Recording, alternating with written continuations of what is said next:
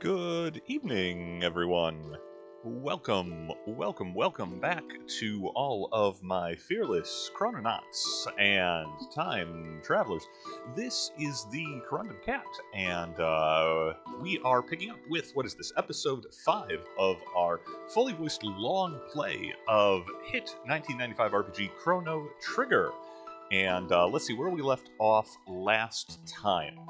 We briefly visited medieval times to find a lost magical mineral to reforge the legendary sword, the Masamune. We made friends with a caveman, and the most distant of Marley's ancestors that we will run into on account of being back in 65 million BC.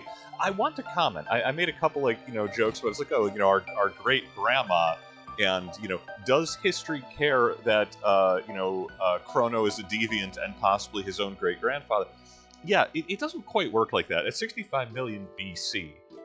Provided Ayla is not of a race of proto-humans that will get completely wiped out and replaced by whatever modern-day people are, which is entirely possible. She's everyone. She's related to everyone. It doesn't really... There's different rules at that point. Yes, Corey, you're welcome. Yes, great to the 10 billionth grandma. It's kind of like, yeah, I'm related to the mitochondrial ancestors of the first hominids. We're not family. We don't exchange cards. Anyway, it doesn't matter. Just wanted to get that out of there. So, we reforged the Masamune. We presented it to Frog, whose name be Glenn, and Cyrus's hopes and dreams, and now the Masamune. Forthwith, he will slay Magus and restore honor. So, after a brief training montage, we brought Frog to the end of time here to learn him some magic from Specchio, the Master of War.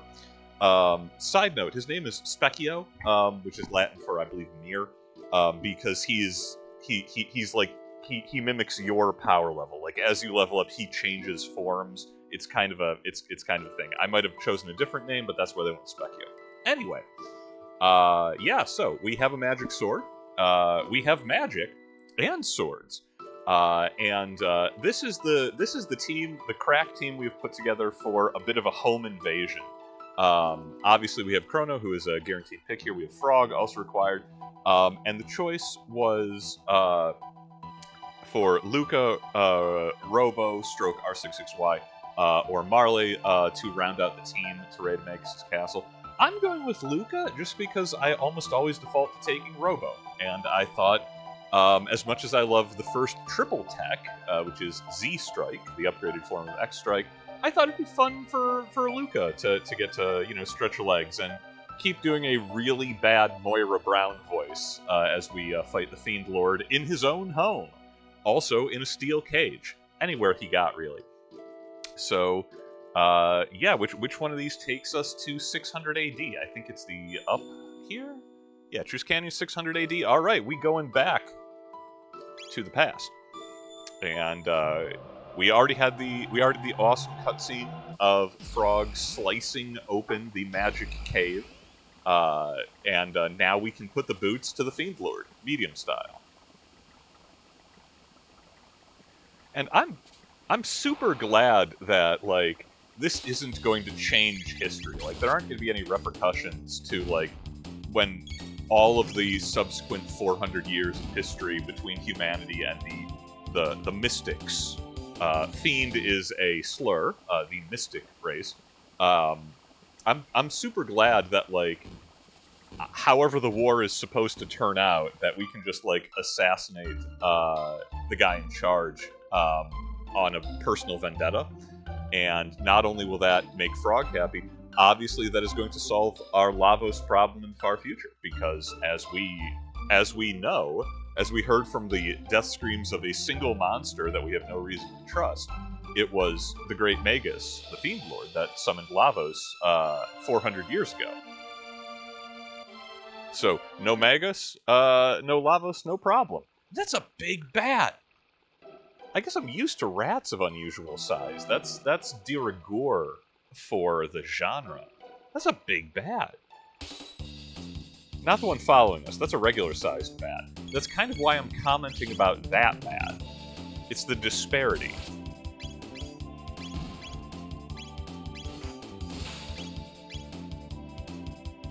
$20 damage on a critical hit. Okay, those things obviously are not terribly concerned with physical damage. How about some fire, comma, scarecrow?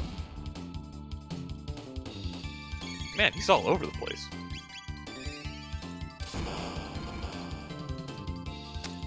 Did spend a little bit of time having a... We gave Frog a bit of a training montage in the hunting village. The hunting grounds back in 65 million. And we also... Look, I hope the butterfly effect isn't a real thing, because we eliminated a lot of wildlife. An irresponsible amount. We ran into the special monster once. There's the helpful caveman in one of the villages, one of the towns. He's like, oh hey, when it rains, super strong monster appears. And that is one of the new, new, the weird little, like, whoa, whoa. Y'all see that? Okay. What are you rats gritzing out about? Anyway, the important thing, in addition to Frog learning AoE healing, which we'll definitely want to face the Fiend Lord, Chrono can now do this. The seizure procedure. Yeah. Is Chrono Trigger an excellent game? Yes. Does it have excellent party balance as for who is, like, objectively the most useful? No. So I hope I hope everyone is up on their epilepsy medication, because I'm going to be doing this frequently. We also got a couple more dual techs. Frog, I forgot, has like one of my favorite animated for both Chrono and Luca, where he jumps up, stabs a sword into the baddie, and then like Chrono calls down a lightning bolt onto the sword planted into the enemy, like lightning rod style. Very chic. A message is scrawled in blood here. That's how you scrawl messages in, right? Like, that's traditional.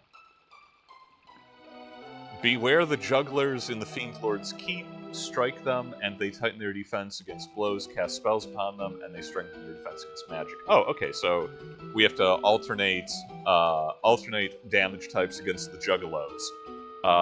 Great news. Here in Detroit, it's Fago Town.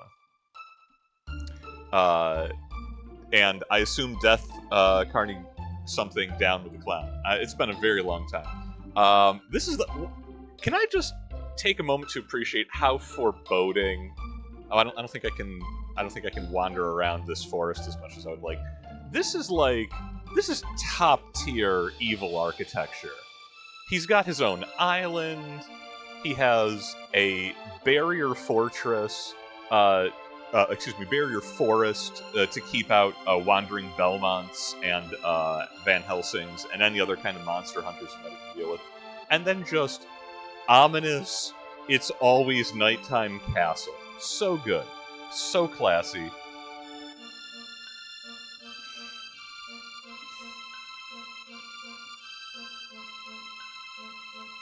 They could be faces, I don't know, I just work here. I'm not gonna take the jam out of your donut. And give it up for, you know, most atmospheric moments available on a council. This is it. Pan to the top, yeah. Play his music.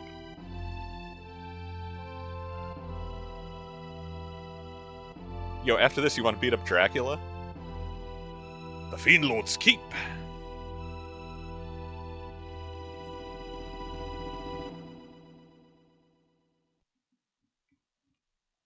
Hey, little bat.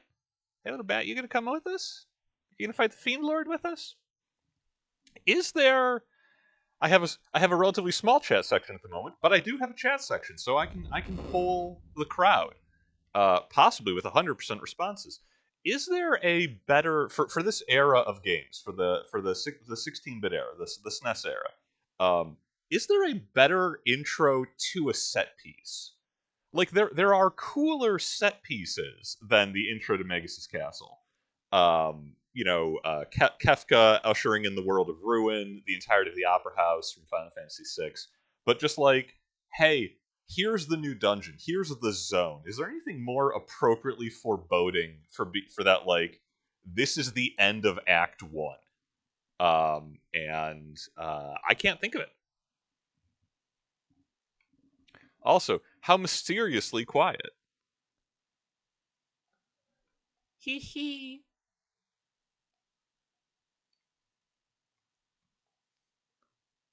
Well, if he doesn't want that treasure chest, man, everybody doing so much ether. Yeah, no, I mean, obviously Kefka's Tower, right? Like the entire back half of FF6 is a tour de force, no argument. But just for like, this goes so hard from, it's like, oh, we're fighting dinosaurs, then suddenly it's like, oh yeah, I hope you're ready to beat up Dracula.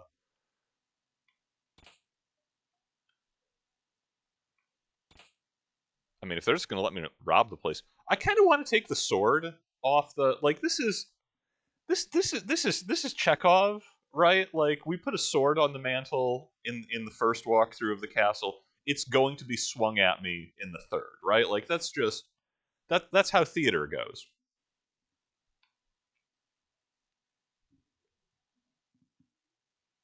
Hey, creepy children. This is our treasure. Hee hee. Let's play. Okay, yeah, let's play creepy child there. Tossing this out here right now. Oh, Hyrule Castle in the Storm is real good. Yeah, I'll give you Hyrule Castle though. As I mean, as an incredibly strong individual set piece. Um, but yeah, not so much on a, hey, here's the new play area. Luca's dad?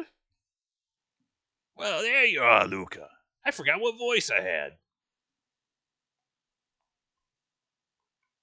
Queen Len? Frog, you're safe. Why are you doing so much ether? Oh, Chrono, so this is where you've been since the fair? You had me worried sick. I introduced you to a frog and the Princess of the Realm. But no, side note, what I was going to be saying about the creepy child guarding their treasure. If you are ever in an obviously haunted castle, run by someone who's like, it doesn't even have to be a fiend lord, any kind of fiend, really. And there are just like creepy children going tee hee hee guarding treasure chests and being all ominous. Stab first. Those aren't kids. Those are monsters in disguise. Like, they're not fooling me. It's not even the good ether, right? Ah, devil ether. Makes you act like the village drunkard in an early Irish novel. Okay, the non-safe point. I love that. The safe point triggering combat is so good. Ozzie! Janet. Welcome, Glenn, or should I say Sir Froggy? I never expected to see you here. How's your replacements for Cyrus?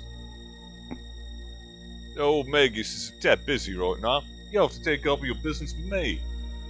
After you take it up with the Master Swordsman Slash and Flea the Magician, that is. Oh, right.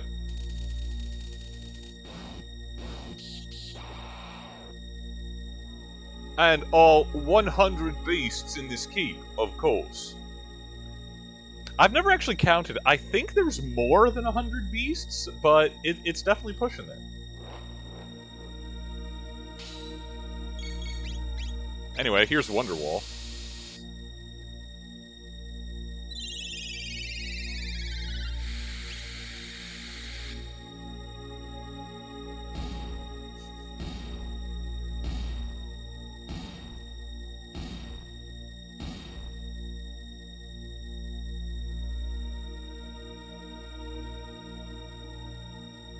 I'm just tossing things out here. It's not my castle. I don't have skin in the game directly.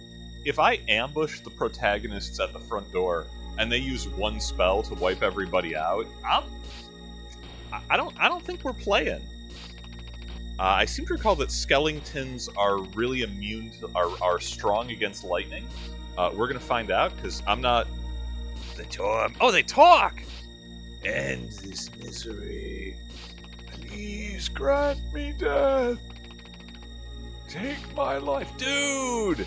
We got straight up enslaved souls here. Dance, dance. The god of all fiends is born tonight. Yeah, we're fighting you, guy. Ah, the sacrifice has arrived.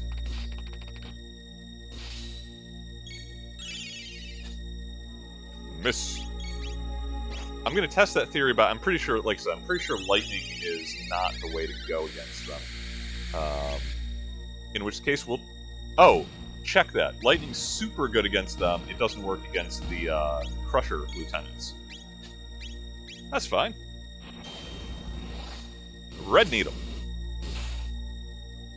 No, that doesn't work either. Is it no magic whatsoever? That might be it. I mean, if the answer is violence, we can do violence. I think the answer is just violence. Incidentally, I want to confirm, in all purposes, violence is not the answer. Violence is the question. The answer is yes. Even death does not stop your lust to kill one. Such a lust for revenge. Who? I was considering playing Phantom Pain for my next project, but I wanted to keep with the my current sort of Setgeist.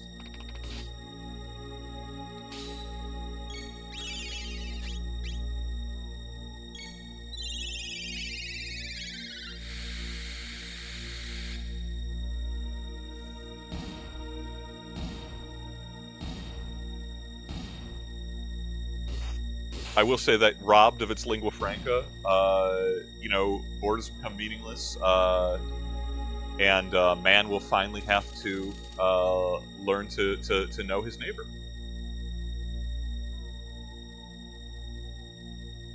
How we doing up here? Obvious creepy duplicates of people we care about.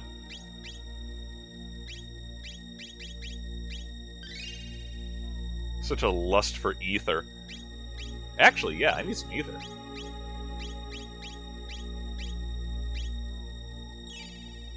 Oh, we starting on the good stuff. We got the high ether.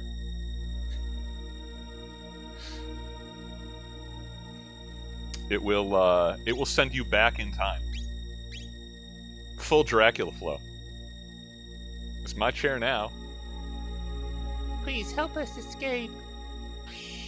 From this eternal suffering! I mean, we're just gonna cast lightning on him. I love that they're like, okay, yes, obviously they're bound in eternal suffering and enslaved by the Fiend Lord to wander the halls of his terrible castle, slaying all intruders forever. And that's bad for them. But, like, I love the unnecessary jump scares, right? Like, they didn't have to disguise themselves as our friends and loved ones. They did that for flair.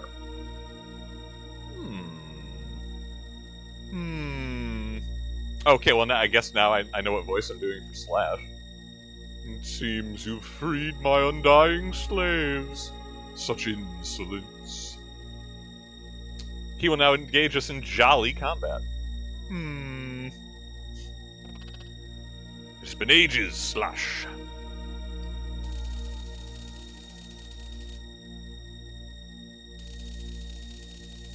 Praise the Slash. I just described all of Archive of Our Own, didn't I? I must admit, I'd not even dreamed you would find the courage to come here. Had Cyrus not been with you the last time, your fate would have been the same as all the others.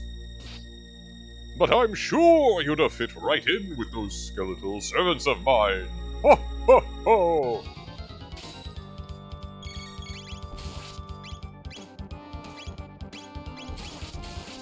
Jab, lunge, thrust. Punch, kick, bleed, repeat. Yo, that works.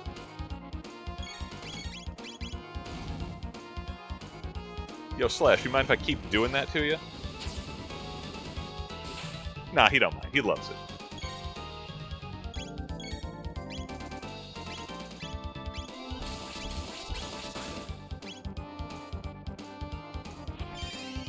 Lightning Rod!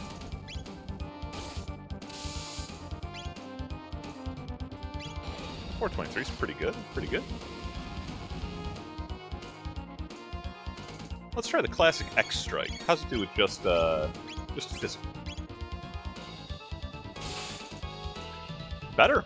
That's the way. Okay, that's the way to go.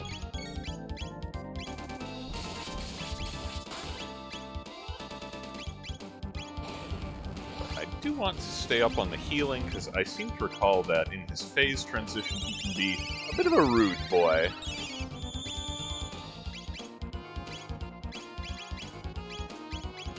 Cleave and smite! Honestly, that's pretty good on its own.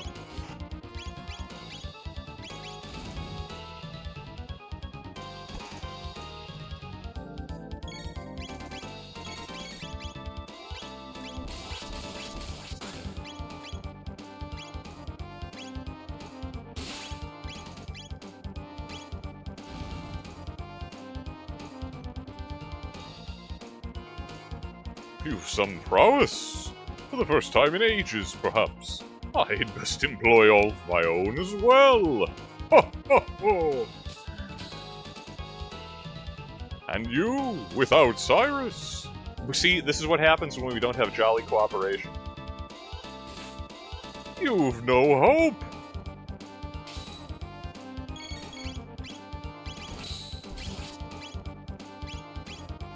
Someone's going to ask me, why would he be a sunbro? And I would say, why wouldn't he?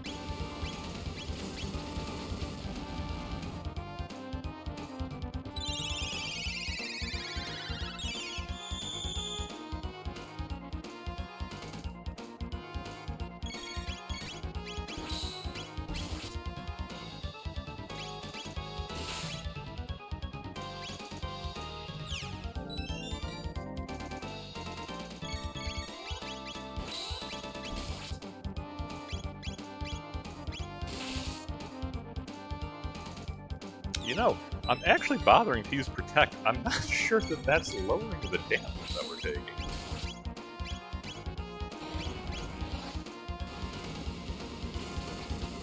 See, I played them Skies of Arcadia, and I played all them Shadow Hearts games where it's like, oh, you better be using helpful statuses or you're not winning fights. Okay, 77 seems like it's less than that should have done. I guess it's helpful.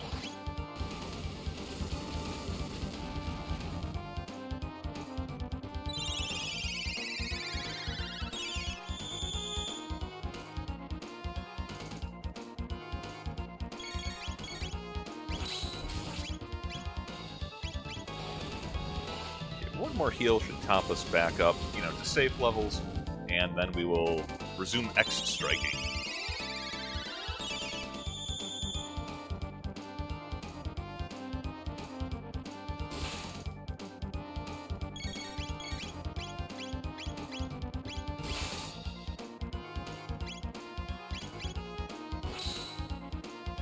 Oh, okay, yeah, that's a big difference when we have an attack for that. Alright. Shoutouts to basic protection magic. No buffs, DPS only. Tim knows how I play most games.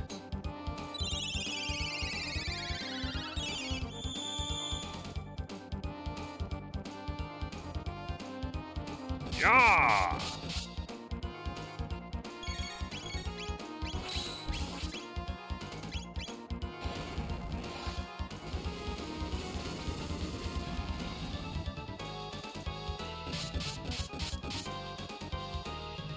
He's getting spicy.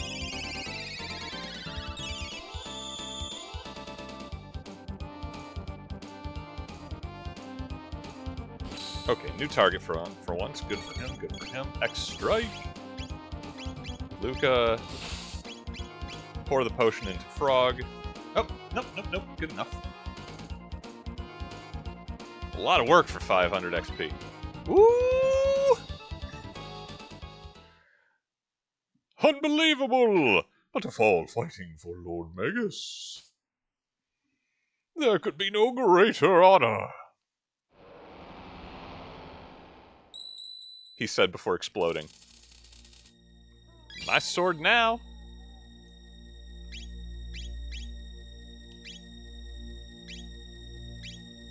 Oh man. The attack is about the same, but +2 speed for Chrono, who is already the fastest character. Whee! Now this is a question. Chrono had the silver. Okay, so yeah, I think we're just gonna have to watch MP consumption because I'm looking at both Luca and Frog, who spent most of theirs in that fight. And Chrono, if he was not spending half, would be down there with him. All right, it's gonna be a problem no matter who doesn't have it. That's fine. We'll work with it. In the meantime, let's have us a quick sandwich break after knocking off one of Magus's villainous lieutenants. And something you can say about Magus, he has great villainous lieutenants. These guys, you know, they knew the assignment. And oh hey, y'all are back.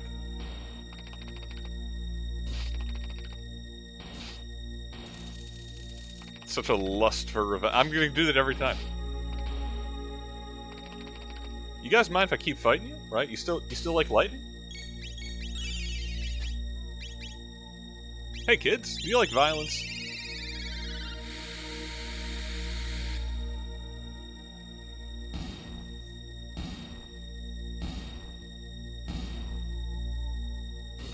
So like, so the undead resurrected from one room to another. Are they like, oh man, that's the bad kind of necromancy? They're like, they're bound to the building? The spirits stuck here eternally, forever regenerating, you know, locked in an endless spiral of life and death? Cool. I'd beat up Yokotaro.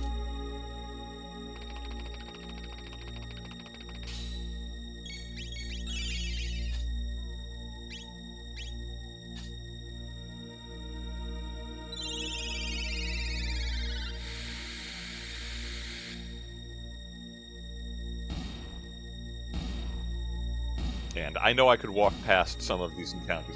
I've already stopped keeping track to see if there's indeed 100 beasts in Magus' castle, because there were 6 in the front gallery, 10 in this chamber, 5 more in the room where we fought Flea. I don't think we're counting Flea, or excuse me, Slash. So that's like. That's 21 beasts already. We've only cleared the one wing of the foyer. Brother! Yo, children, drop your disguises, I want to loot you.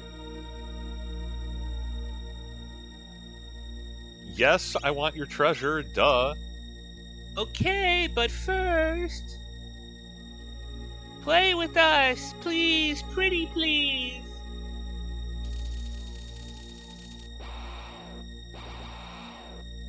Oh, they were goo monsters.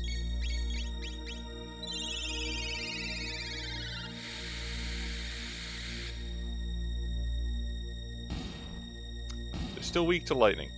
Look, I'm not upset that we have lightning too. It is the first like multi-hit or you know full field magic you get. It is way too good because you get it immediately before going into Magus' castle, and it is so good when we're in Magus' castle. I think a barrier sphere is exactly what it sounds like. I think that gives us just constant barrier, but let's double check that. Oh, it's not It is a consumable. Okay, reduces. Yeah, all right. So, we can consume that to apply barrier to someone. I totally forgot that they had those kind of items. Cool. I'm not suggesting that magic damage is going to be a really big problem later on in this dungeon, like maybe at the top of it against the Fiend Lord. But I am strongly implying it. All right, just drop the disguise. Let's get this over. No? Oh, okay. You've been very naughty.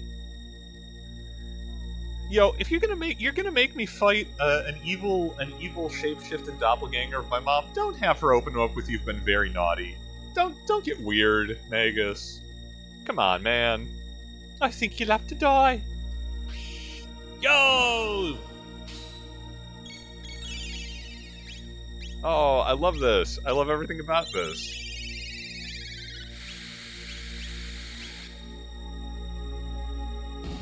The sorcerer is healed by magic. That's good to know.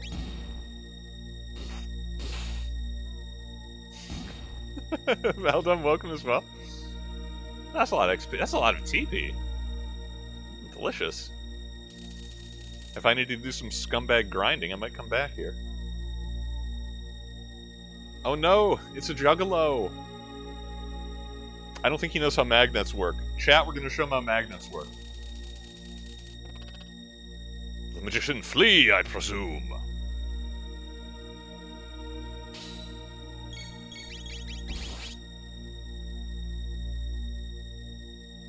Oh, don't do that.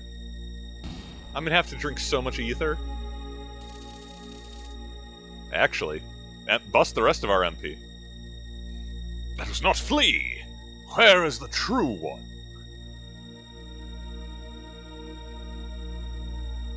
I mean, I'm tempted to do an Ojo-sama for Flea, because if the game is going to lean into, like, the kind of deeply offensive, you know, gender binary jokes that you get in 1995, I think I may as well play along. Or Dr. Frankenfurter. I think, no, I had... I'm here. Right here. How do you do, I? See, you've met my faithful handyman. Greetings, little green one. Who are you? Captain Lammers. She's a powerful magician. Do not lower your guard. Flea is not the mere woman she seems. All right, this is what bothers me. Beautiful androgynous evil sorceress defending the castle. Super great. I love that. I'm into that. I'm fine with it. This is the one time it's like, oh, we're specifically gendering this character. We're specifically pointing out, it's like, she's a dangerous woman. We didn't be like, man, this is a really mechanical dragon tank. Oh, this is a really male Tyrannosaurus or whatever the thing is. No. This time, setting up just for the 1990s do better. I'm putting you on notice. I'm traveling back through time to do so. Yes. I'm a man, after all, right? Pout. And by night, he's one hell of a lover. Well, see, what? It's a guy? Luca, come on. Yeah, Luca's just disappointed because she was about to climb that flea. Hey, man or woman, it's all the same. Power is beauty, and I'm deliciously strong. Janet, Brad, Dr. Scott, Janet, Brad, Rocky. Poor little froggy. You must be lonely now that Cyrus is gone. And to be turned into something so hideous. How dreadful. But since you've brought your new friends over to play, let me show you all a good time. This was a good choice for a voice. This is a bit character, so I only get to do this, like, once, but this was a good choice. Anyway, cue their boss fight. Yo, we in space! We were pre-gaming on that ether.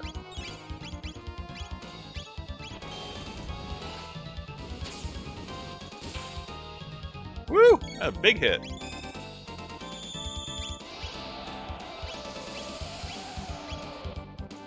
Is Frog confused? Yes. We're going to cure that immediately so he does not murder us with the Masamune.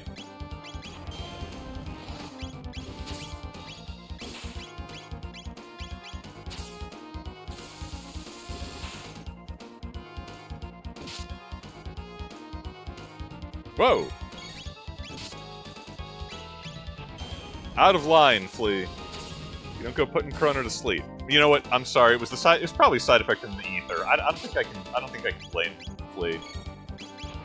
Kids do drugs. Wait, my niece and nephew still watch this occasionally. Kids don't do drugs.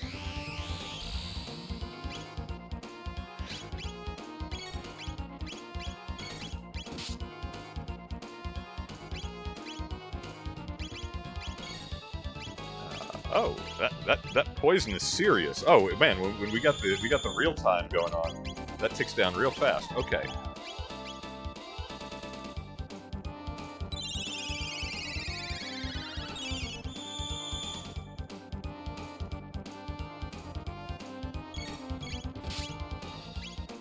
I think we're blind. I'm okay with that. I mean, I'm not, but.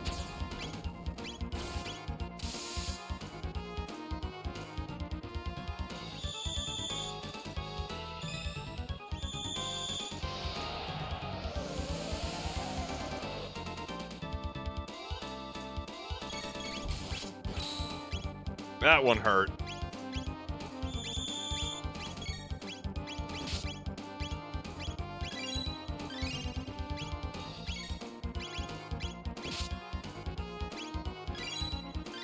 Okay, everyone's healed up. Let us resume with the violence. Stop blinding me!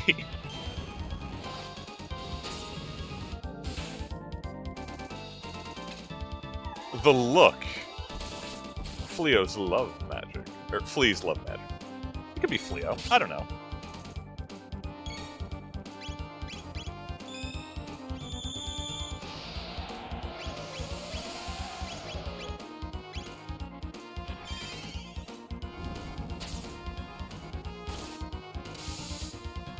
That looks so bad. Just the sword planted directly into the head with the lightning bolt. Man!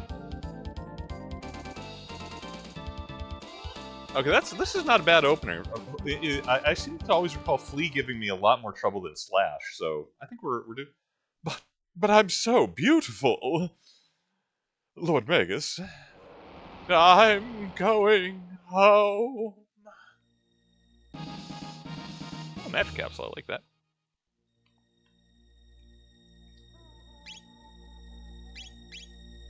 Like most of my commentary, this is so much funnier if you aren't familiar with the Rocky Horror Picture Show. Okay, yeah. Chrono has the lowest magic, but Frog is the one who is healing us, so Frog is going to devour magical capsules. We getting lifted on that clean capsule energy.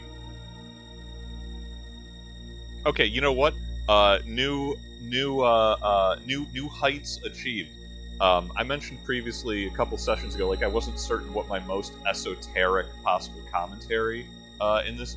I think Galaxy Express 3.9 is the new high bar that has been set. But don't worry, the stream is young. You're aware of, aware but not actually familiar with Rocky Horror Picture Show. Well, let me tell you. No, there's too much. Let me sum up. Basically, Brad Weiss, a hero, and his fiancée Janet Weiss, a heroine, go to the old Frankenstein place. The castle laboratory of Dr. Frank N. Furter, a mad scientist stroke sweet transvestite from transsexual in the galaxy of Transylvania. And hijinks ensue.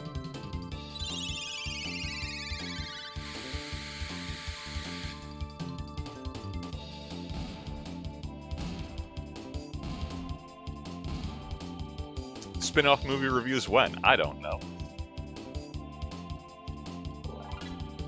I like them level ups.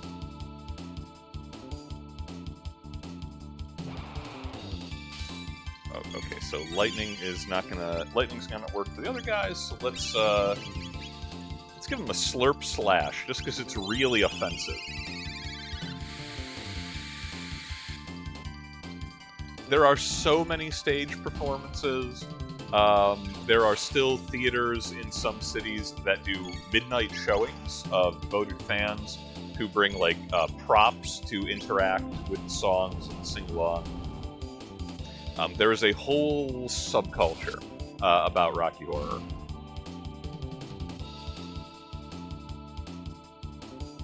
And Tim Curry wears fishnets. If I haven't sold you yet. I'm beginning to think this hallway is actually endless.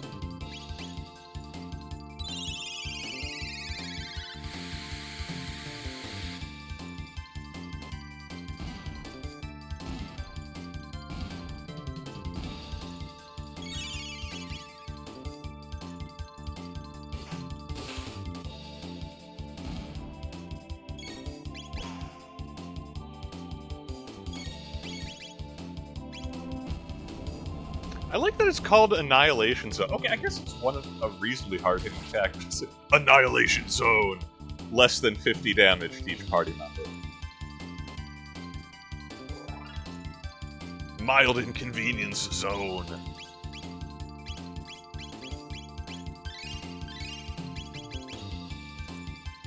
Hey Ozzie, are we fighting? Ooh, a mist robe. Excuse me while I loot your house directly in front of you. A robe, I think, is only going to be the ladies, but out of curiosity. Defense 54 with... Okay, well, I guess let me answer my question. Can anyone else use that? Just the ladies. Well, in that case, it's not much of an upgrade from the Mesozoic male that Luca currently has. We met a Mesozoic female. That's what I forgot to do. I was going to check and see what the, like, 65 million BC, 45 million BC, like, you know, the breakdown of, like, Cretaceous, Triassic, Jurassic, Mesozoic, the actual epochs of ancient prehistory. And I totally forgot to do that. But that's fine. And, okay, so the trade-off... Mesozoic male's great, it has higher defense. The ruby vests have fire damage. And I feel like...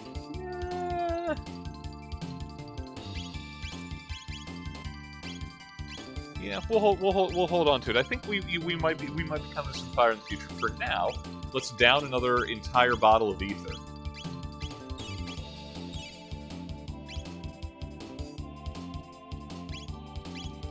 Also, yes, absolutely.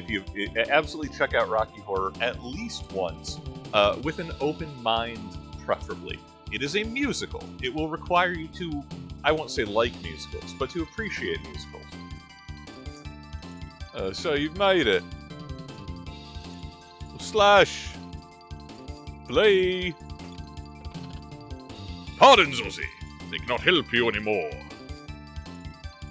Oh, you fly-eating, tongue-flicking... Oh, Ozzie's in a pickle. I like a cowardly mini-boss. I like big cowards working for the opposition. Few things make me feel better as a protagonist than, like, you know, sword held aloft and singing, you know, and then the villain just like, actually, let me just retreat into my awesome Sen's fortress of conveyor belts and guillotines. What a good room. I'm so happy we're in this room.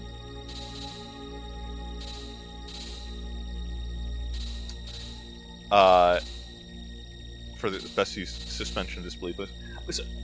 So it's not so much suspension of disbelief, it is an homage to, like, RKO Pictures, the B science fiction and horror films, hammer horror and bad sci-fi, where it's less trying to be like, it's not so much, it is an homage.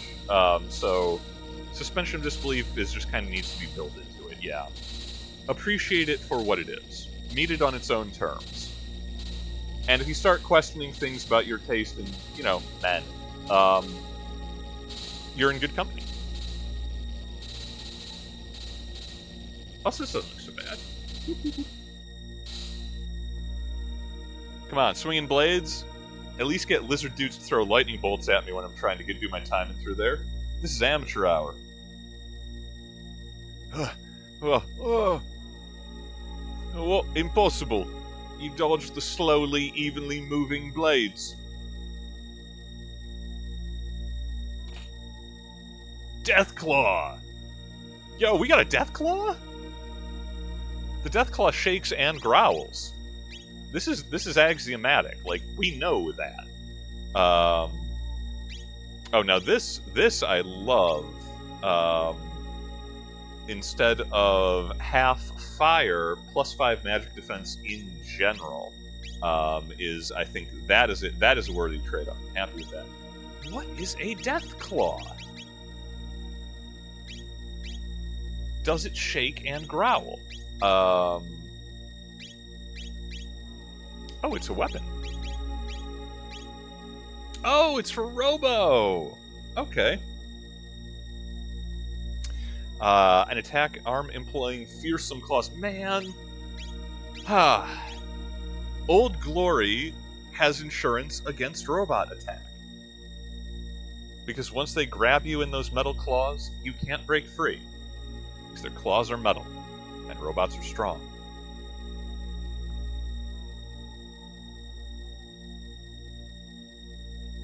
This actual classic Donkey Kong segment for no discernible reason.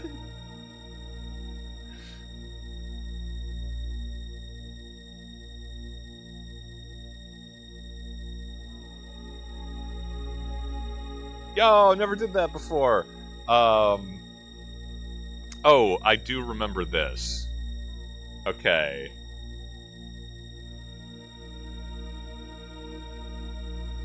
What's the pattern?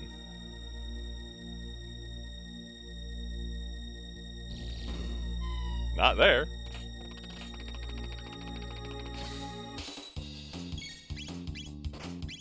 Okay, we might be going through this room a couple of times. There is no trick to it. There's no way that you know which segments are going to fall, or you don't. And then Ozzie will gleefully turn the crank upon you while you do. In the meantime, since we are on a bit of a repetitive segment of the dungeon, oh, this is a good room. We got Lapis, we got Ether. I do need to double check on the Lapis. 200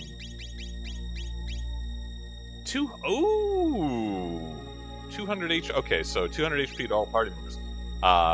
Why they can't call it like a group potion or something? Why they had to go with an entirely different naming convention just to mess with me? So many save points. Which one isn't a trap? I bet it's this one. I have a good feeling about this one. Hey! I was right to have good feelings. Good things can happen. Like falling into a pit. Oh, it changes. Behold the not safe point.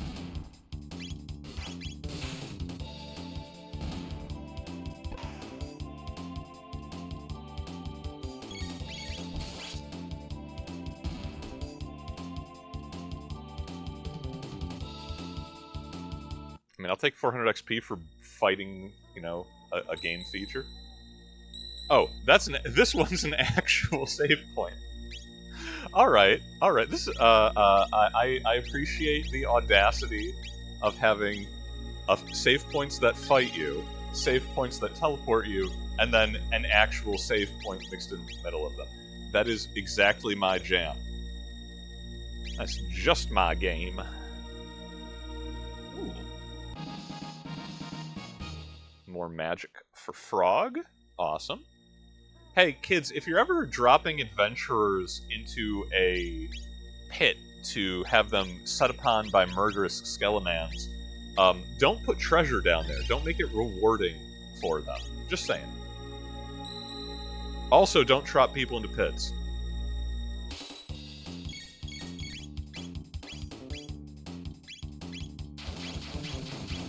And don't use another person as a pickling press.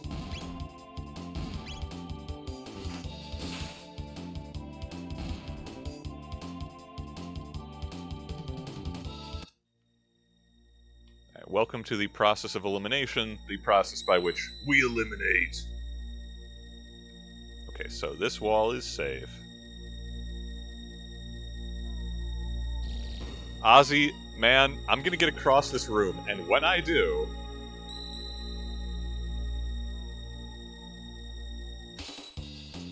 Alright, well, what I was saying anyway. So, our classroom segment, our look at fun time travel stories in media.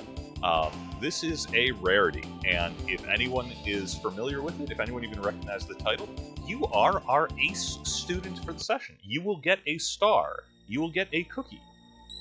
You might be required to, like, remember that I owe you a cookie in the future and then, you know, get it in person, but you will be owed a cookie. Come on, man. But that is, our story of the day is, bear with me, Mimsy were the Boragos. No, I did not just have a stroke. Mimsy were the Boragos. This is 1943, written by Louis Paget. That's a nom de plume. I forget whose nom de plume. I think a couple different authors shared that because this was written for astounding science fiction magazine. So like very lowbrow, kind of like pulp sci-fi, and a lot of authors didn't want to be associated with that. That was not intentional, and I'm deeply upset.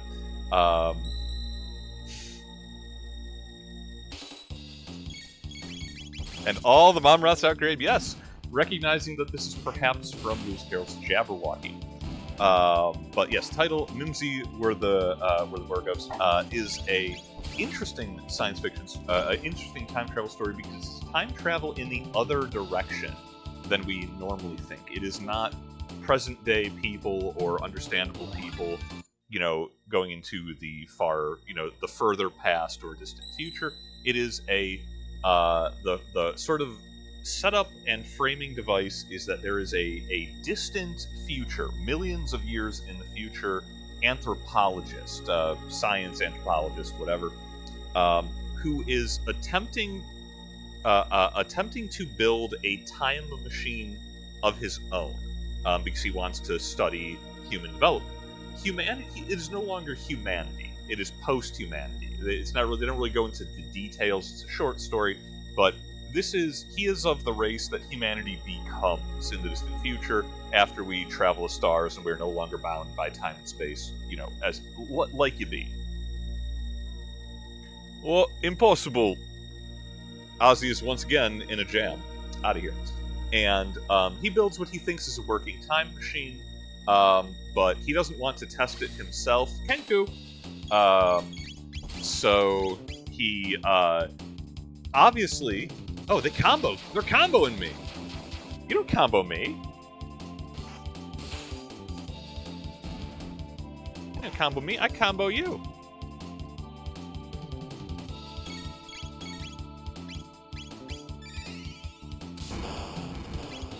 But builds himself a time machine, wants to test it, doesn't know how he should test it, other than obviously striking upon the very simple solution of, well, I'll just take these children's educational toys from my time.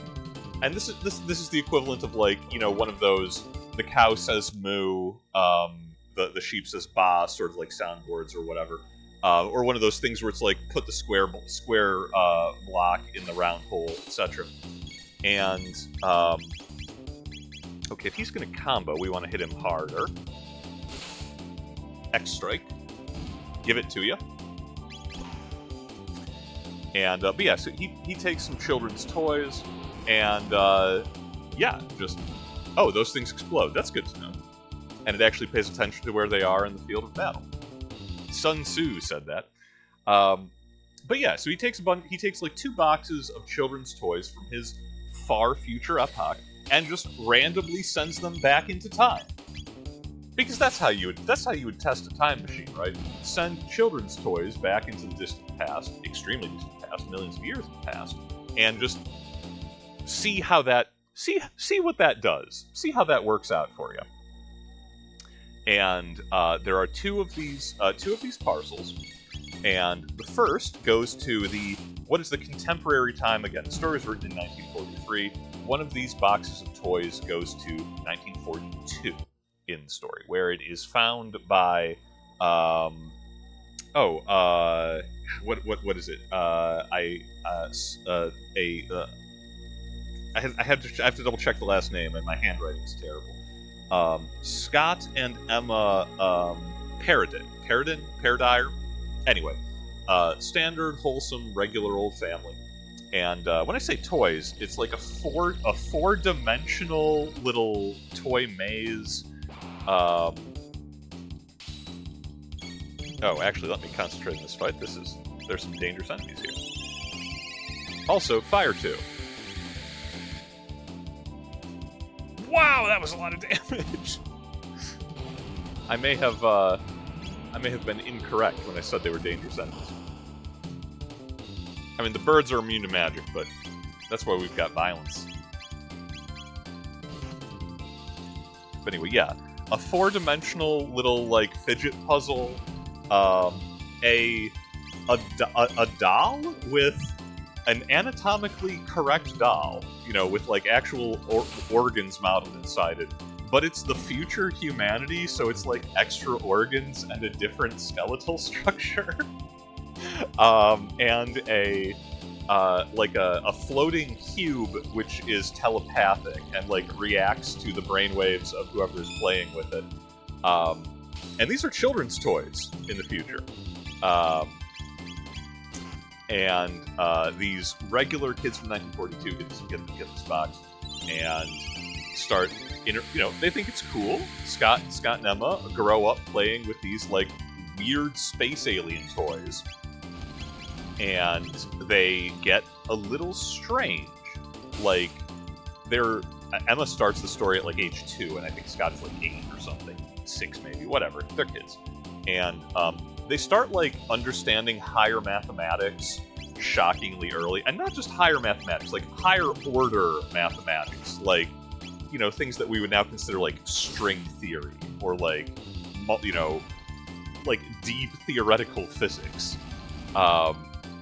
And their parents are like a little bit chuffed about this. It's like, oh, we have the smartest kids in school, except they start developing like weird dialects, seeming like nonsense gibberish language, which the kids use to converse with each other when they're playing with these toys and when they're talking about like these weird trans-spatial mathematics.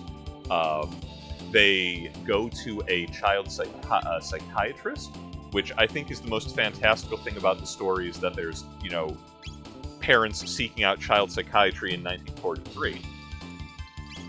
But they go to a psychiatrist who just incredibly open mind. There's a war on, but it's like, oh yeah, definitely this is the work of extraterrestrials who are trying to influence your children. And he's, I guess, kind of right. Luck of the draw being what it is. Let's use Luke. Luca's gonna hit him with fire.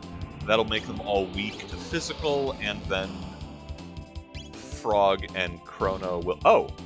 we'll just open with fire. That works too. I was overthinking it. But anyway, psychiatrist says, take those weird space and time defying toys away from the kids, and they'll be fine. They'll grow out of it. They'll forget about it. Kids are exposed to advanced mathematical concepts all the time, and it's just part of growing up. Oh, you weren't supposed to make it this far. I like how he just has cranks everywhere, you know? It's a good system. Ooh, speed belt. A little redundant, I think, but... I mean, we could max Chrono's speed, which would be funny. His magic would cost more, but he's fast enough already. And he has 2 guns, one for both of you. But anyway, so the psychiatrist in the story introduces the concept of what he calls that the kids are developing X logic, which is I'm sure that was like a great tagline when the story was written in 1943. Now it seems like that's like they were on the MTV and they learned X math. They learned X logic. It's extreme. But anyway, the parents take away their trans-spatial, like, you know, fun time playset, and the kids are not terribly daunted by this, because they have already developed this like higher order understanding of the world. Scott, the older boy, is musing on like, hey, you know how salmon like deposit their eggs and the eggs are carried upstream to another place where their descendants hatch? I think we should do the same for humanity, but with Earth in this sense. I think we should just like, our descendants should definitely be in other realms, other worlds, other times and places. Which, you know, cool, good idea.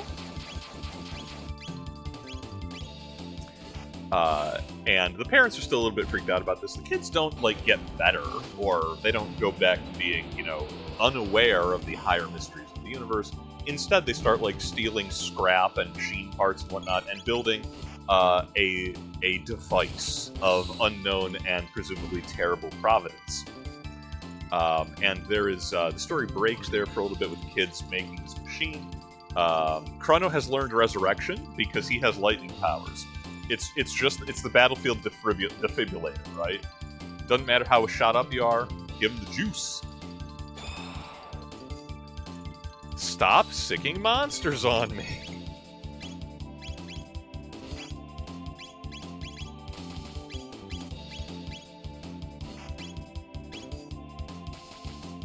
I like that they have auto crossbows though, that's fun. And anyway, the story briefly, and the title will suddenly make more sense, goes back to, that was the first box of these educational toys in the future. The other one goes further back in time and is found by Alice Little, as in the real life young woman who's going to be the inspiration for Lewis Carroll, actual name Charles Dodson. We got Dodson here. To write the Wizard, not the Wizard of Oz, Alice in Wonderland. But his actual niece in the real world is the model for Alice Little in the story. And in this story, the actual young woman that is Alice Little found this box of educational toys from the far future and suffered the same, or I should say, underwent the same consciousness expansion as the Paradin children. So she too develops the X logic, and which manifests itself as this stream of consciousness, absurdist con language. And one of the things that she's like ranting about this to her uncle, who is going to be the author, Lewis Carroll, and he's writing all of this down because he doesn't think she needs a psychiatrist. He thinks this is just good material for his book. And that's good parenting, right? So with that, that then is the source of, from the poem, hunting, you know, the Jabberwocky and the hunting of the snipe, and all of the seeming nonsense that comes from Lewis Carroll's work. It is actually him accurately transcribing the time-displaced X logic of his niece. And thinking, oh, this is more creative than what I would come up with. I'm just going to write this into my story. What a fun thing. Cut back to the 1940s with the Paradin children. It catches up with their timeline. They read Alice in Wonderland and the poem of the Jabberwocky, and they encounter in written form this additional these phrases and sentences in the X-logic language which they themselves have been using, and it completes the equation. It was the missing information that they needed to fully open and expand their minds to the totality of time and space. They finish their unknown machine, and they go through it, and they vanish to parts unknown. Somewhere, somewhen. They quantum leap themselves. Anyway, here's Ozzie. Ozzie, your time is nigh. No, his time is up. Our time is nigh. Oh, Lord Magus should have finished summoning Lavos by now. I won't be defeated by you. I won't. No attack can pierce my barrier. I'm invincible.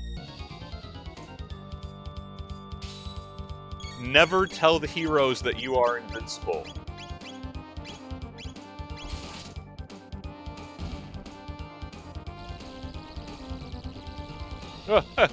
Oh, missed me.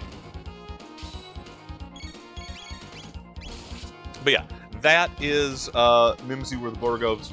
1943 Lewis Carroll time traveler fan fiction and xenoanthropology short story.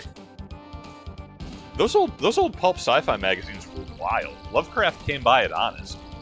Well, not the severe, crippling racism and xenophobia. That was just him. Huh?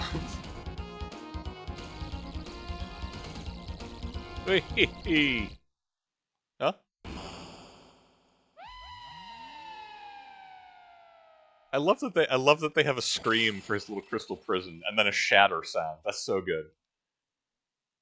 What's that guy's problem? Gravity, Luca.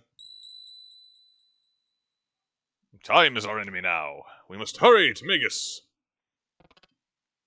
Yo, time has been the enemy the whole time, Frog. You're catching on. Another mist robe. A magic scarf. Navy SEALs. What do we got here? Equipment. Do I want a magic... Oh, we already had magic scarves. Yeah, it's not worth giving up the MP consumption. Not worth trading out the hero's badge.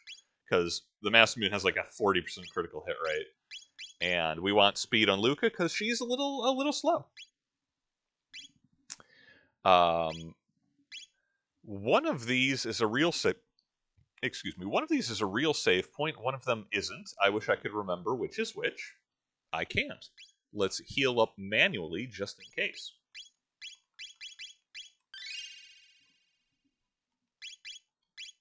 Is it the one on the right? Yes, that's the real save point. Okay. But yes, an unconventional time travel story. The idea of the distant future, what humanity becomes recklessly and silly. Actually, I do want to go back and save my game, as that's an actual save point. I don't know if we will have additional ones before the Fiend Lord himself. But yeah, just the conceit of the recklessly silly, like, oh man, I'm so glad that we are this higher order life form that understands time and space. We're so much better than the humanity that we supplanted. Anyway, how am I going to test my time machine? Recklessly send information to the past. I like this stairway. I'm going to fight all these bats.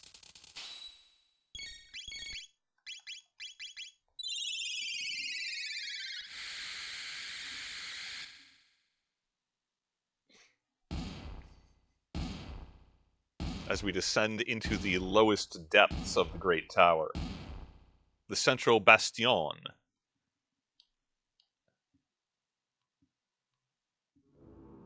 Oh, man. Speaking of X-Logic, Lewis Carroll talk. Thou Zumal Farololiera. Cast open the gates that lay betwixt heaven and earth. In exchange for the life of this world.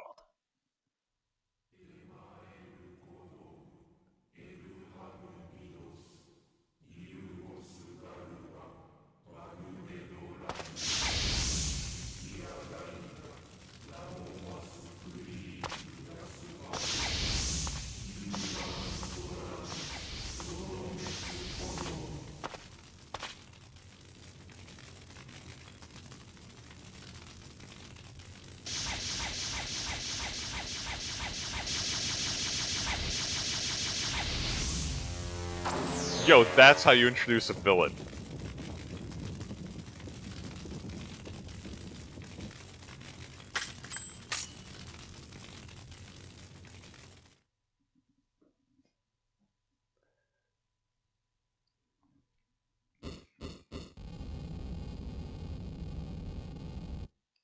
This went so hard back in the 90s. Who am I kidding? This goes hard now.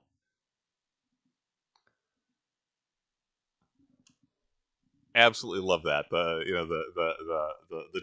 torches coming up ahead of you, the ominous chanting, and then what a groovy seal he has in the ground here. We're up to some ritual stuff. The one thing you should always do when evil sorcerers are casting rituals in the safety of your own home, in their own home, you should break in, massacre their servants, steal everything that isn't nailed down, and then interrupt the incredibly delicate, important magical ritual with violence.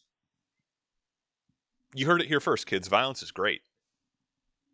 That's the lesson of this week's episode. Also, if you ever make it into the far future, don't randomly send knowledge back into the past without any oversight whatsoever. Like, I get maybe the joke that they were going for is that, Scott and Emma Paradin become, like, the first order of these, new exohumans due to their exposure to the X-Logic stable time loop causality paradox style. But anyway, here's Magus the Fiend Lord. Magus! Ah, that frog of so many days ago. How have you fared since last we met?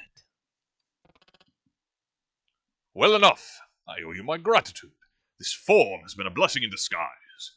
Without it, there are things I'd never have obtained. An 8-foot-long prehensile tongue, for the ladies.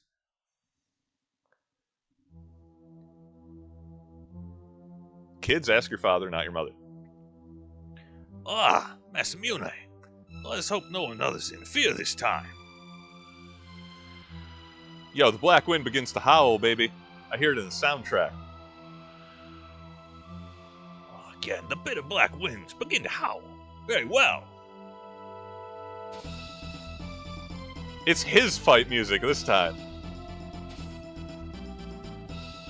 He's rough. It's been a while. I believe the Masamune weakens him. Yeah, defense reduced by the Masamune.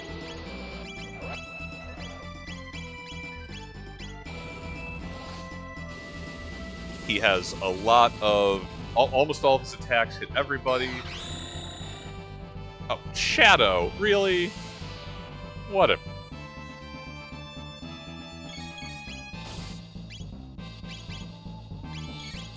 I don't know if physical works on him at this stage. So, the gimmick with Magus in the first phase of his fight is he's incredibly light. Light I can work with. He's incredibly strong to everything except a specific kind of magic, and that changes every time you hit him. So you want to have a balanced party to account for multiple different elements. And every time he barrier changes, he does an attack. So the reason that you pretty much never take Marley to fight Magus is because she's ice, which is water. Frog is water. and you want to have a lot of coverage. He keeps casting Shadow, which is, you know, Robo, kind of, and not available to us. Come on, change it up.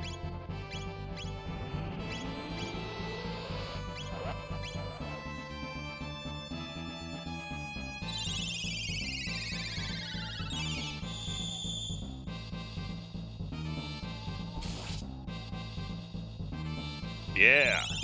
We like light, we like fire, and we like water. Light is the best because that's our biggest hit with, our biggest combo is Lightning Rod with Chrono and Frog.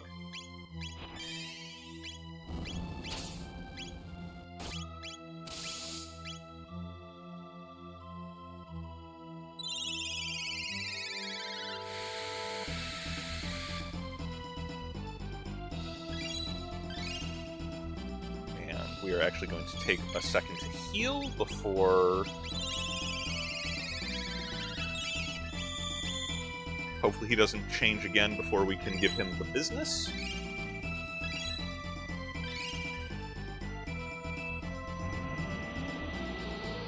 Stop sapping us with the souls of the damned!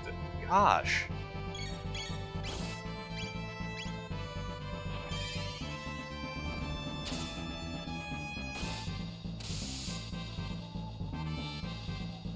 $777, I love that. Oh, Magus lowers his guard.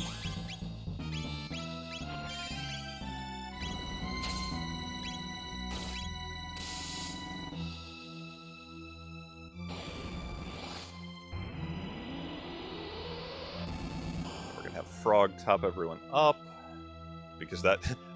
he only casts one spell, but dang is it a spell. That's dark matter, son. Yep, that's as bad as I remember it.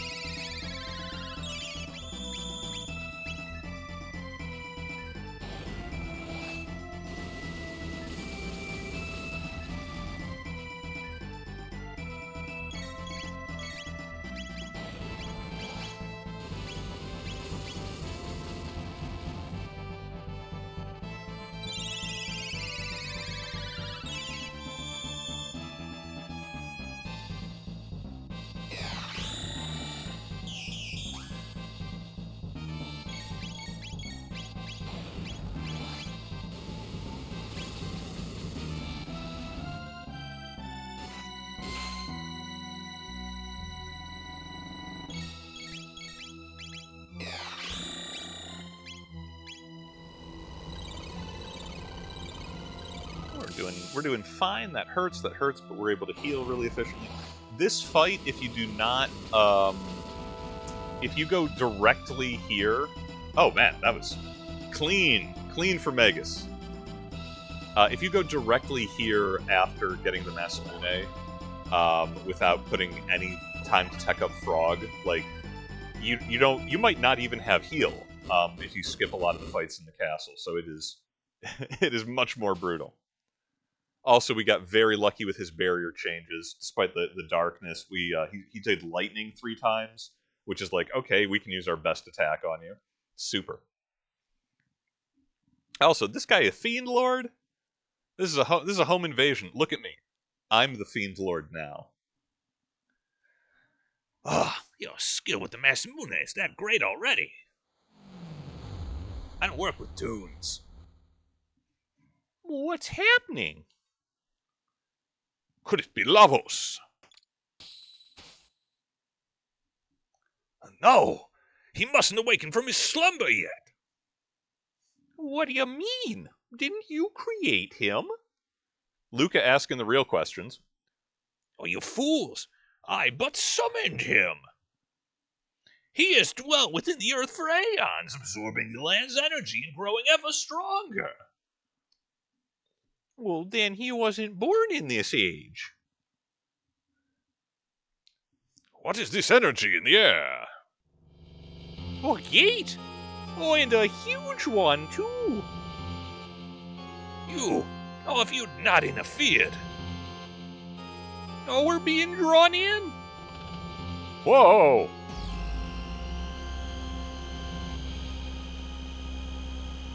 That's time travel, son. Now you think with portals.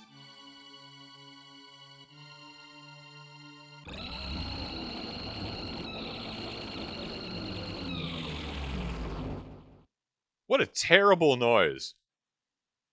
Wow, that's unpleasant with headphones. I hope I never hear that again. Chrono! Chrono!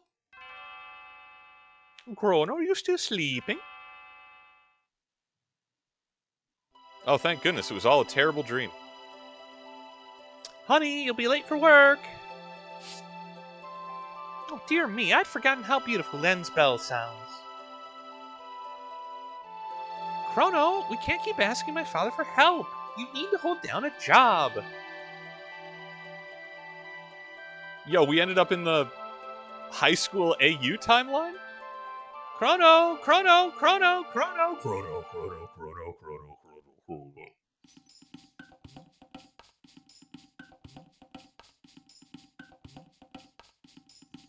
Yo, we ended up in the Cat Girl Fantasy Cavewoman timeline.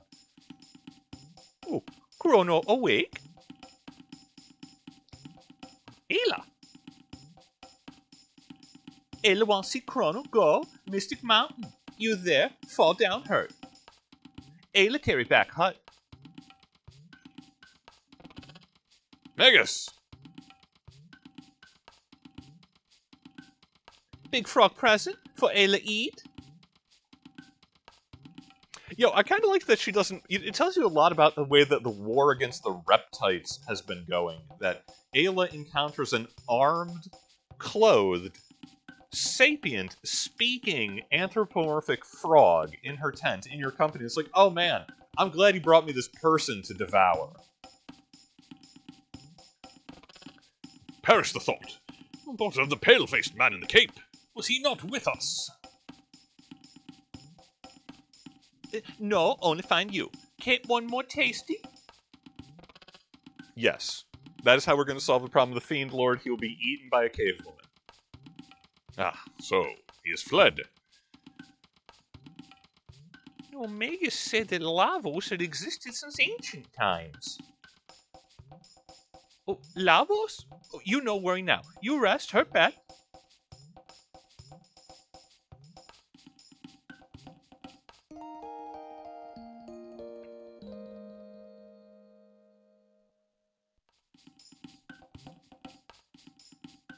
Yo, what up, Kino? You still kind of mid? Chrono okay now? El busy. Try find Laruba village. Find village, fight reptiles together. Big fight, last fight. Beat all reptiles, or reptiles beat us all. Kino. What wrong? Chrono rest, you be quiet. Northwood, fire. Burn. Big burn. I think our proto-human cat people ancestors in 65 million BC, like, I think they determine their tribal status not by who is the strongest necessarily, but by who has the most eloquent diction and expansive and accurate vocabulary. Because Ayla, I mean, you know, is a bit terse and doesn't use a lot of contractions, but that just means she's a clanner, right? She's chilling with the sons of Karinsky. Someone has to. I think, since they clearly base their society upon erudition, that I should take over. Right? I should be the chief now. They said north there was a big fire? Oh, I'm guessing it's the segment of forest which is now available to us. The Laruba Ruins. That bodes well. Also, I had a... hopefully we don't have technical problems in 65 million here. I had a weird... a weird and semi-repeated graphics failure, specifically in this time period. So I don't know what was happening. So hopefully that was just like a bad update on video drivers. We'll find out if the stream suddenly goes dark. Reptiles take Kino. Reptiles kill all tri-stop reptiles. What do now? Reptiles follow Ayla. Ayla, bad luck. People fight. Reptiles kill all. So kill him back. Yo, TJ, welcome. Man, you missed. You'll need to catch this one in the replay. You missed the entirety of Magus's castle, a discussion of the intricacies of the Rocky Horror Picture Show, and future anthropology science haters messing up timelines. Ayla, this your fault. Look at village. Reptiles follow you. Now village ruined. My vertical leap, solid. Oh, Ayla, sorry. Reptiles strong, live long before us. So we hide. But Ayla say fight together. Ayla still say fight now. Ayla live, Ayla fight. Win, lose, lose, die. Win, live, lose, die. That rule. No one can change rule. Yo, straight bars. We went back to 65 million BC to listen to Ayla flow and explain the the limitations of all living things being caught in a never-ending struggle of life and death. You know, I often wonder about who gifted us with this cryptic puzzle. Old man breathe, dead inside. Ayla's strong, so make big talk. We not strong. No, strong. Fight, get more strong. Get experience points. Earn tech point. New ability. Ayla help, but now need Dactyl. Give Dactyl. Dactyl. Go Toronto Lair? Toronto Lair Reptile Castle. Danger. Even Ayla die. Ayla want die. No, want live, so go. Ayla be okay. Give Dactyl. Yes, give Dactyl. Elder tell keeper, so go Dactyl nest. Ayla be careful. Elder big help. Yo, what up, old man? You take care of Ayla. You got anything I can steal in the ruins of your once proud civilization? Well, once cowardly civilization, I suppose. They can't all be winners.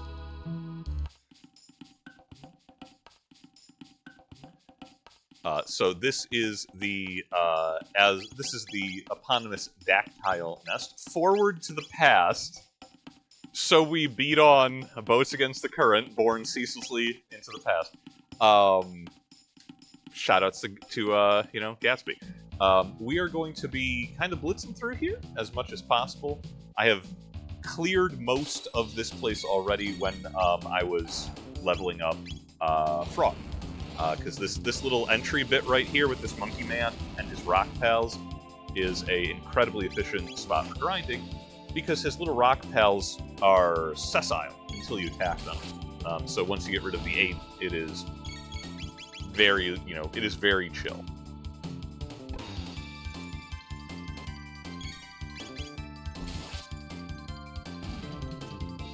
Anyway, I know writers who use subtext, and they're all cowards.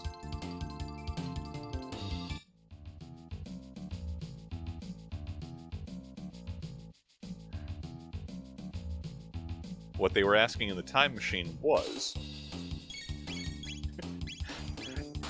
if the bourgeoisie continue to oppress the proletariat, will they literally turn into monkeys? And the answer was yes. But yeah, so we're going to go ahead and we're going to climb this mountain.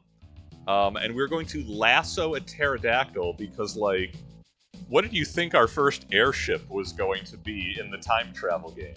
Here's a hint. It's a pterodactyl.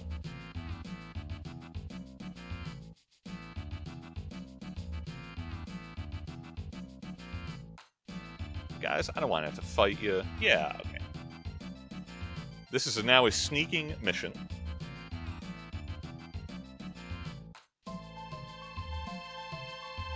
Such a lust for pterodactyls. That... No. Do not quote me on that one. That one got away from me.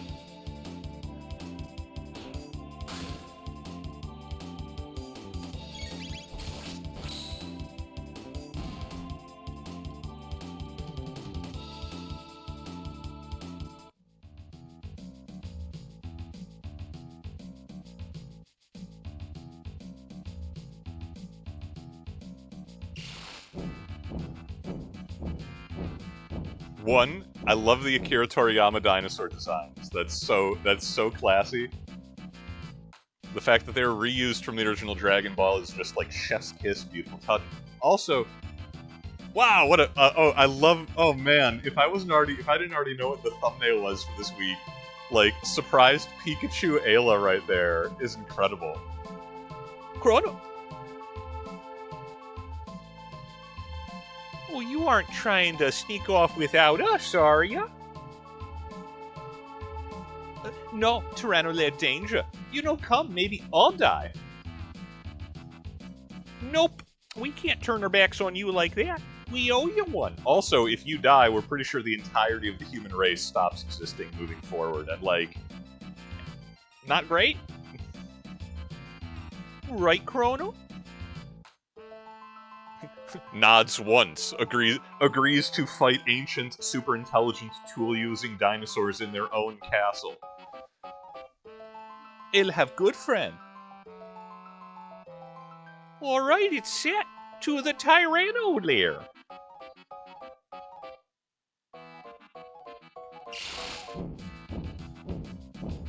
Anyway, Semper Fidelis Tyrannosaurus.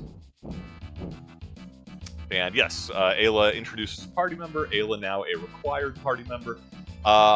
Luca is going to be benched because while Ayla eventually gets a little bit of healing, it is single target, and we want Frog for the extra utility. Ayla cannot learn magic. She existed before magic was invented.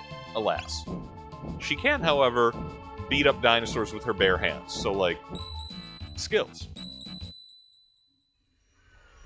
Pay no attention to the ominous glowing star twinkling off in the upper right-hand corner. We are spoilt by new cutscenes in this episode. My goodness.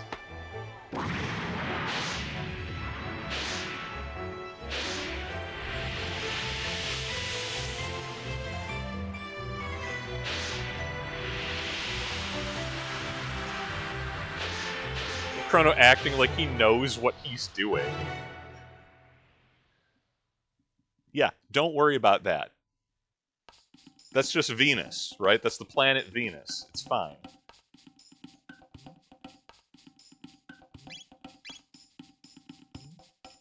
We cannot save our game while flying Dactyls.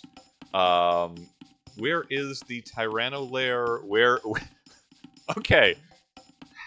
Why the game got to do this to me? Why the game got to make me a liar? I was talking up Magus's castle, excuse me, about like, man, what an awesome what an awesome introduction to. He's got his own island surrounded by a dark, spooky forest to keep out the Belmonts, and then awesome castle.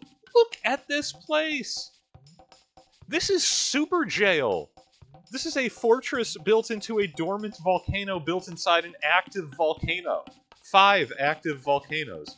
Incredible. I love everything about this. Guys, I think the Reptites deserve to win this war. They've got more flash than we do.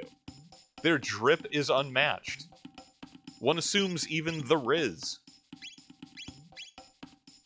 Anyway, we're just gonna... Is that not the most ominous chapter name we have ever had? Unnatural selection. That's incredible. Oh, I'm so excited to be here. Okay. Let's check Ayla's inventory. Not that she needs a lot of gear, but I think armor is at least viable. Yep, she has her bare hands, doesn't need anything else. She has a stone helm, and we can give her a mist robe as a decent defensive upgrade. Strength +4, I mean, she's got one job.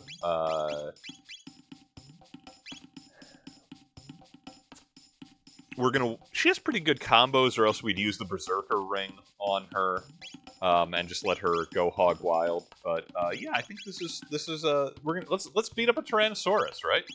How hard can it be? They went extinct. They're born losers. I'm in their lair. I'm smoking their cigars.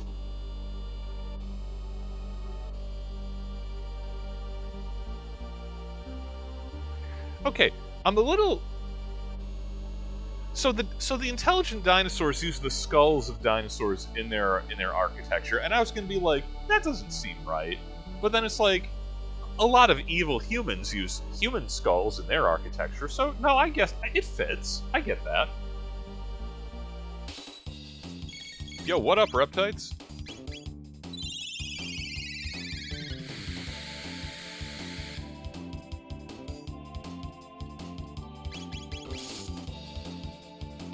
Casual 612 damage from, Yes, okay, Ayla hits harder than Frog does with the Masamune. Confirmed, as they both crit on those. Slurp Kiss dual tech. Bubble Burst. Okay, Bubble Burst is rad. Slurp Kiss, I'm not sure I can show on Twitch. Get out of here, cavemen. Good luck with the enemies we left intact at the door. Suckers!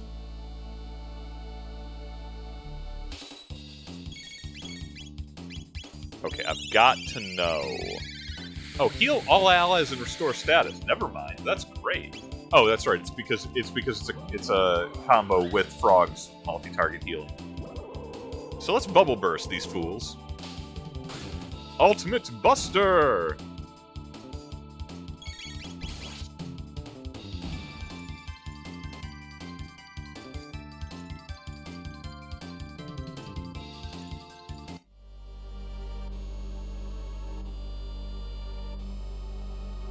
Oh, is that an egg? Do we get to steal their children? Man, this is a good trip. We are about to have a feast, and you're about to be the roast beast. Okay, sure, whatever, the Grinch. Tell little Cindy Lou Who I'm coming for her. It's the apes!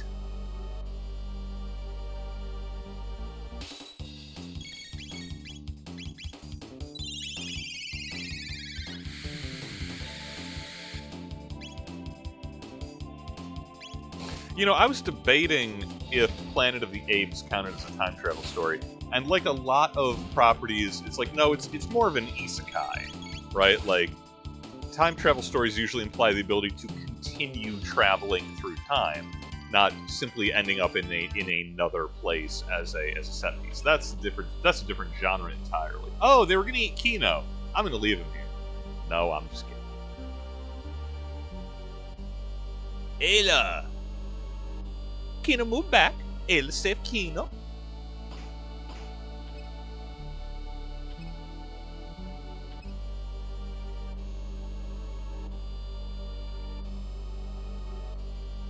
Well, now they're both trapped.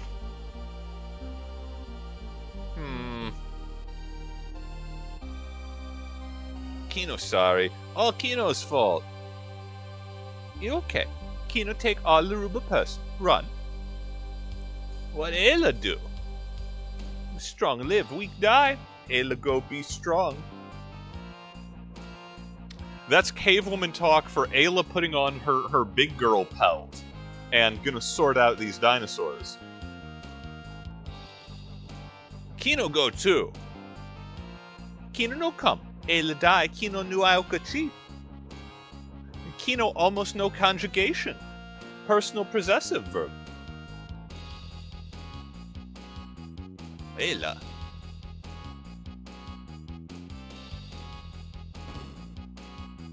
Dang, she's huge. Ayla strong. No lose. Kino no. Kino show you something. Follow Kino. Yo, I'm glad y'all figuring out, human anatomy, but now's not the time to be shown things. Anyway, let's steal this egg from these intelligent dinosaurs. It was full of ether. Man, they were pre-gaming. I thought I was wild.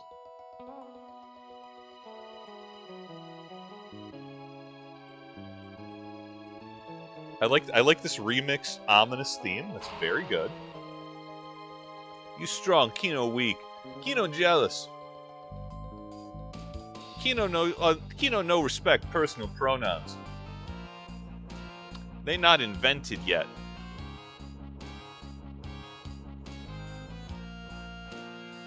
What is this, the lady or the tiger? Alright, what's this button do? I'm so happy I pressed that button.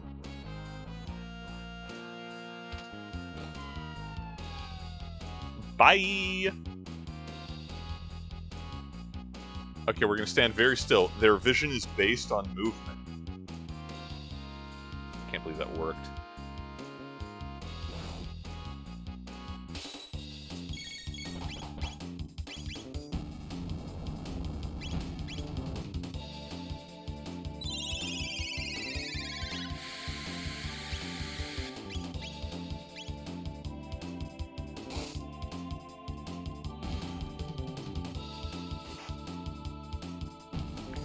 How do they synthesize the ether? Is ether not what is ether synthesized out of?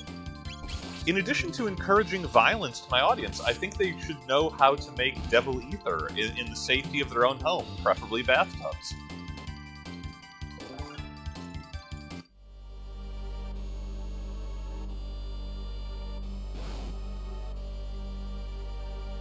What even is this? Oh, it's a little invisible maze situation. Okay. Well, that's where we want to go, but I want to steal. Oh, we can't leave. Oh, it's the light on the ground that is the thing that's at issue. Okay.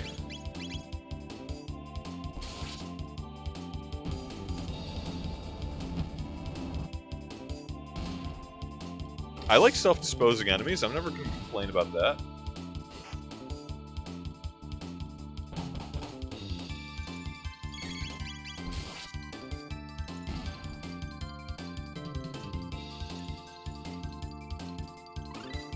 Ah, Frog. Okay, Frog got his good attack spell. Awesome.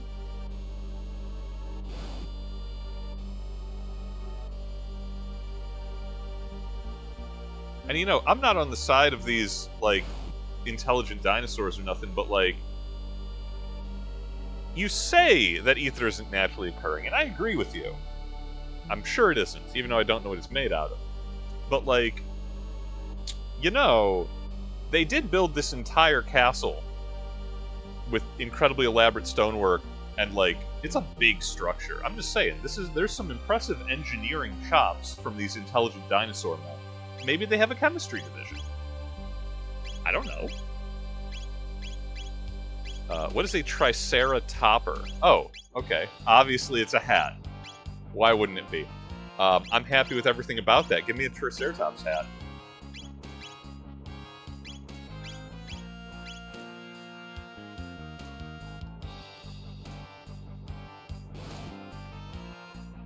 Dino Alchemists. I mean, that's gotta be a Pathfinder scenario, right?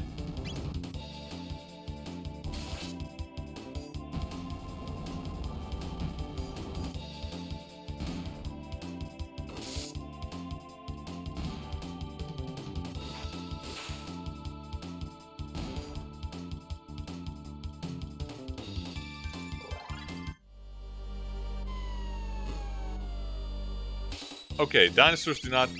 just falling out of the sky, I'm drawing the line.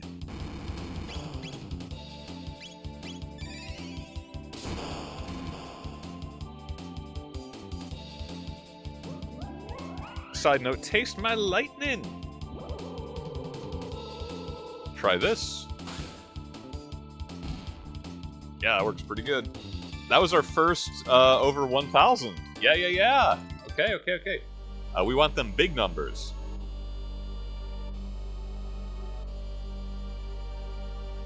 I forget what the secret is to opening the gate.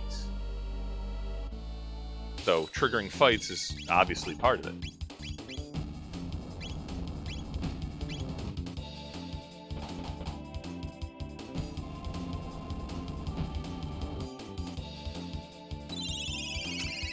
Hey, yo, I'm turning ether into gold. You put me in a village shop. I got so much ether. I'm gonna roll into town. Chrono will break bad. He's had plenty of time to think about it.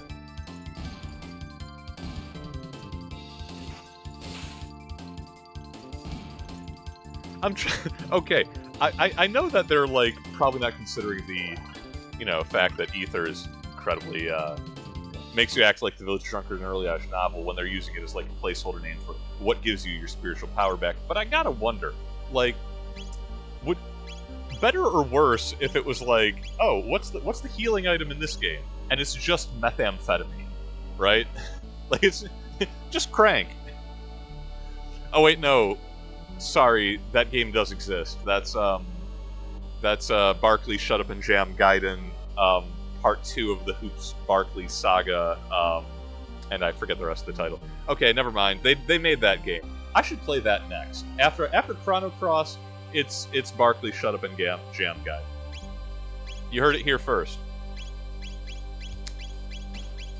Which is also a turn-based, you know, inspired by JRPG mechanics with an eclectic and colorful cast, and time travel. Kind.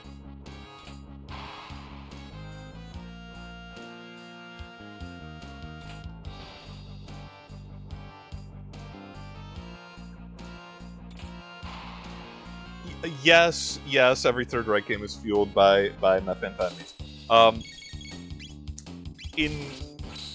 Okay, I almost said fairness. Obviously not that. The Wehrmacht were not, shall we say, alone in their pharmaceutical interests when it came to keeping their forces on the march for longer than they should have been. The American military had tankers chocolate as well, and the U.S. air crews were very much wired for the, hey, we need you to fly 24 hours straight, you know, from a base in England over Germany and then to land in Africa. There was a lot of that. The war was on.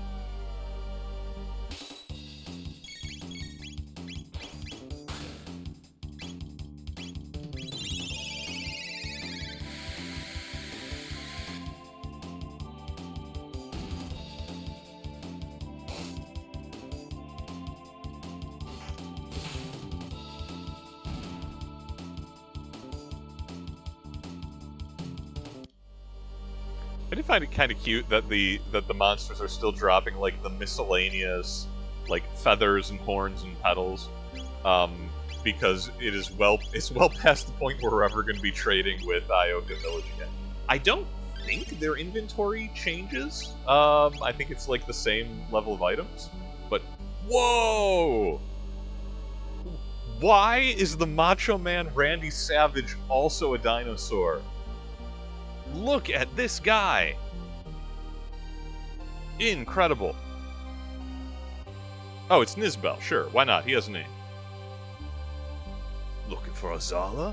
She's just through here. Well, yeah, I get that. Alright, that's good security right there.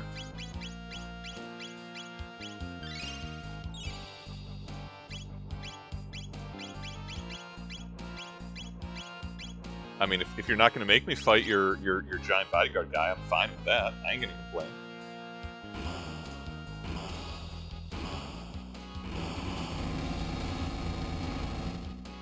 I might have to fight their Macho Man Tristan. Hold it! When I said she's through there, I meant you gotta get through me first. What do you think I was flexing my muscles and looking all intimidating for?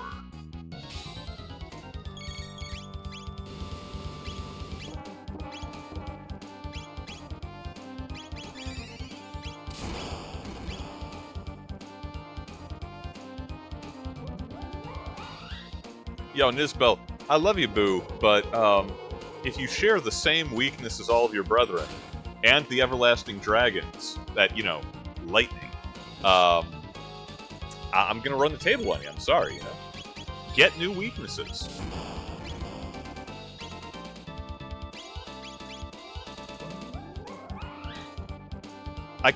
Okay, after I debuff Nizbel again, I'll heal with Frog, because I kinda want to see what Thunder Chomp is, where we will electrify Ayla and I guess have her bite the enemy.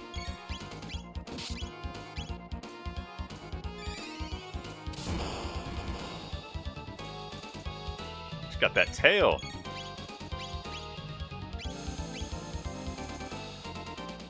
Oh, I don't like that electrical discharge.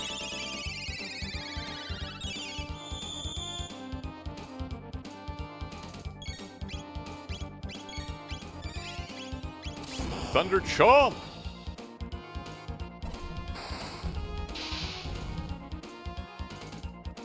Okay! Pretty good! Thousand Breaker. I like that. We have to wait longer in the cycle, because Chrono has to debuff first, but that's a solid hit.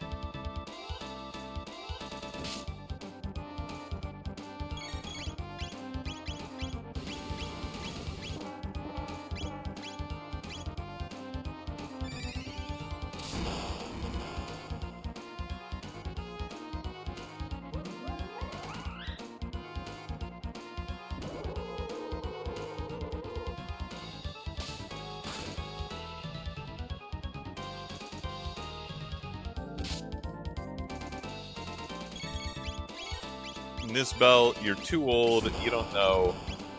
Nobody listened to techno.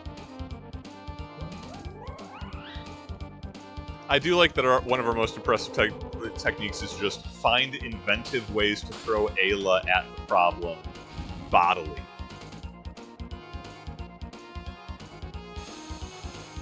Yee! Oh, I don't like that for us.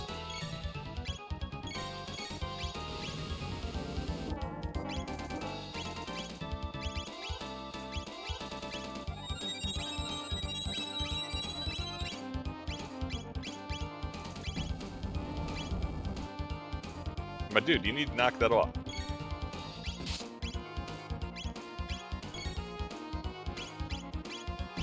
Oh, this is a problem?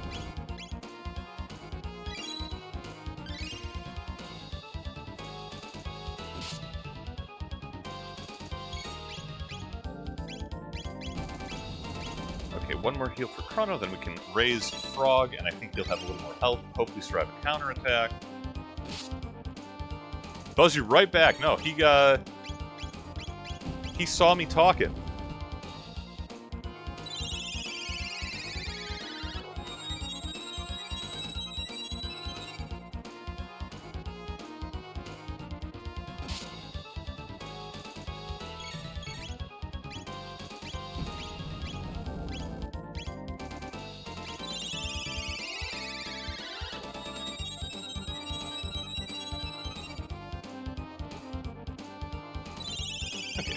Heal. I don't believe he can use electrical discharge if he's not, hit by lightning. So we'll take a round or 3 to heal everybody up to max. Let's see what the Slurp Kiss looks like.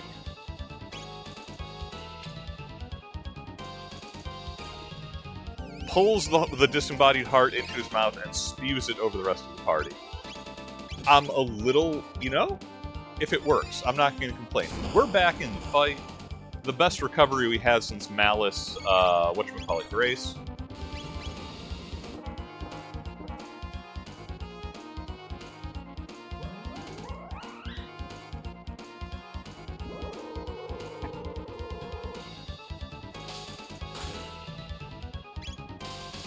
Yeah, I know we're close. We've been wailing on this boy. His last words were, of course, snap into a Slim Jim, oh yeah!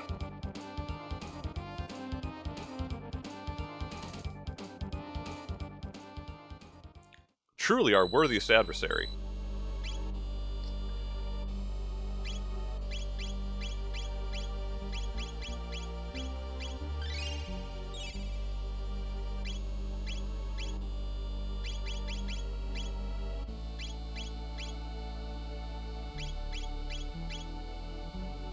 And I believe this is like kind of the halfway point of the dungeon. Yeah, there is more, okay, there is more lair, and then there is another boss fight, and then there's a lot of cool plot stuff. And another fairly lengthy boss fight, as I recall. So I think, because we are just about at time, I'm gonna head back to the save point, and we will call it here for the evening. Next time we will finish up with clearing the Chrono lair, and then the plot will thicken into the most ghoulish lash. As there'll be quite a lot of developments. We're gonna have a really big info dump and lore dump in our next session. Looking forward to it. Also, kind of why I want to. We'll start with an awesome boss fight because there's gonna be a lot of walking and talking after that.